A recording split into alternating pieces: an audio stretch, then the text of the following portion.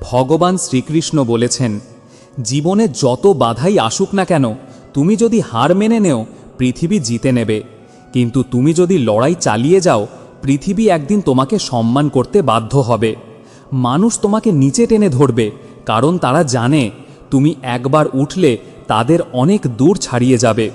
মনে রেখো, নীরবতা কখনোই দুর্বলতা নয়, এটা শক্তির নিঃশব্দ প্রকাশ। যেদিন তুমি নিজের উপর ভরসা করতে শিখবে, সেদিন পৃথিবী তোমাকে মানতে বাধ্য হবে। তুমি শুধু শুরু করো, বাকিটা সময় নিজেই করে দেবে। যে তোমার মনের কষ্ট বোঝে না, তাকে নিয়ে দুঃখ করো না। মানুষের বিচার ভুল হতেই পারে, কিন্তু আমার নয়। তোমার হৃদয়ের সত্য কেবল আমিই জানি। তাই কে কি বলল তা নিয়ে কখনো মন খারাপ করো না।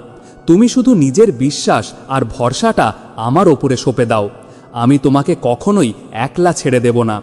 তোমার দুঃখ কষ্ট তো সেই দিনই শেষ হবে যখন তুমি বিশ্বাস করবে যে তোমার সমস্ত কর্ম ঈশ্বরের ইচ্ছাতেই হয়।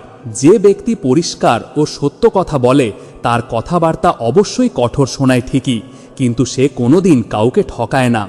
মনে রেখো, সত্য পথে চলার গন্তব্যে ভগবান নিজেই আলো জ্বেলে দেন।